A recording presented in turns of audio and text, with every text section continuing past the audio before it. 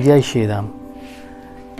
तो पिछले वीडियो में हमने देखा कि याज्ञवल्क्य जी से भरद्वाज जी अपने एक डाउट का आंसर मांग रहे थे, एक प्रश्न का उत्तर मांग रहे थे, और भरद्वाज जी उनको कह रहे थे कि आपसे हम पूछें तो हमें डर भी लगता है और शर्म भी आती है कि पता नहीं आप क्या सोचें हमारे बारे में, लेकिन ये पूछना ज़रूरी है क्योंकि नहीं पूछते तो इससे बहुत हानि होती है। भरद्वाज जी बोलते हैं, सोपि राम महिमा मुनिराया, शिव उपदेश करत करिदाया, राम कवन प्रभु पूछऊँ तो ही, कही बुझाई कृपा निधि मोही।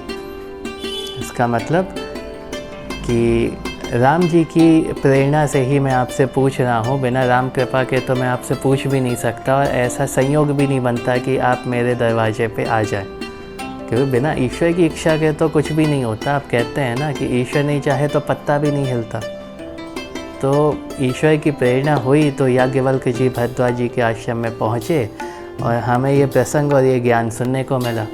अब उसका उन्होंने तुलना जो की है तो वो कहते हैं कि जैसे शिव जी कृपा करके मरने वाले को राम नाम का उपदेश देते हैं, कहाँ देते हैं? काशी में देते हैं। इसलिए तो कहते हैं मरने वाला काशी में अगर मरता है तो उसे मोक्ष मिलता है। क्यों? क्योंकि शिव जी राम नाम का उपदेश देते हैं, और जिसको ब्रह्म ज्ञान मिल जाए मरते वक्त तो उसे दोबारा जन्म लेने की आवश्यकता ही क्या होगी।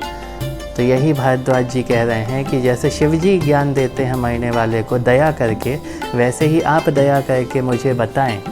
क्या बताएं? कि राम कौन है। कितना गंभीर प्रश्न है कि राम कौन है। आप कहोगे कि ये तो बहुत आसान है, राम कौन है? राम तो भगवान है, कितना आसान है। लेकिन ये आसान सी चीज़ शिव जी सती जी को नहीं समझा पाए। सती जी जब पूछती हैं शिव जी से किसका ध्यान करते हो तो वो कहते हैं राम जी का, और जब वो जाके देखती हैं राम जी कौन है तो देखती हैं कि राम जी एक अपनी पत्नी के वियोग में जंगलों में भटक रहे हैं, तो उन्हें लगता है कि ये भगवान कैसे हो सकते हैं। तो जब शिव जी सती जी को नहीं समझा पाए हैं, और एक प्रसंग में जब सती जी के पिता दक्ष को ब्रह्मा जी नहीं समझा पाए, तो ये इतना आसान तो होता ही नहीं है ना कि आपको कोई समझा दे, ईश्वर भी आपको समझा दे तो आपको समझ में नहीं आता।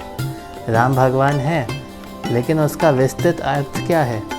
भगवान होते हुए भी वो इस जन्म में अपने राम अवतार में मनुष्यों की तरह रोते रहे, पत्नी वियोग में परेशान होते रहे, राक्षसों से युद्ध करते रहे, और राजनीतिक जो भी कहें उसमें पढ़कर 14 वर्ष के वनवास में भी चले गए।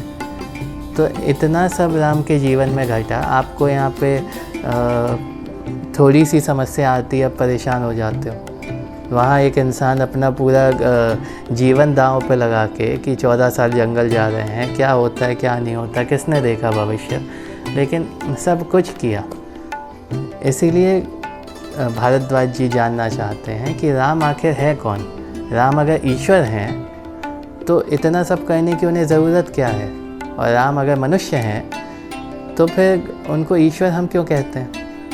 तो ये इतना आसान चीज़ नहीं है। इसीलिए वो बोल रहे हैं कि राम कौन है ये मुझको समझा कर कहिए, इस तरह से कहिए जैसे मुझे समझ में आ जाए। जैसे हमने पिछले वीडियो में देखा था कि आप पूछते हैं किसी से, टीचर से अपने, और अगर वो आपको डांट देता है तो आप ज़िंदगी पर उस चीज़ को समझ ही नहीं पाते। आप डरते हो कि पता नहीं क्या सोचेगा हमारे बारे में, ये वो। तो पूछना चाहिए और टीचर को भी तसल्ली से समझाना चाहिए।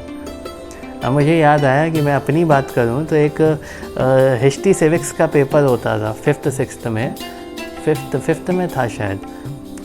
सिविक्स मतलब शायद ये पॉलिटिकल ये जो सब होता है इन सब की जानकारी होती है। हिंदी में तो नहीं पता, इंग्लिश मीडियम में पढ़ा हूँ, उसका कुछ साइड इफ़ेक्ट भी है, हिंदी की ज़्यादा जानकारी नहीं होती। तो सिविक्स के पेपर में 50 नंबर के पेपर में मुझे 3 नंबर आए, 3 मार्क्स। मेरे दिमाग में घुसा ही नहीं हो क्या है क्या नहीं है।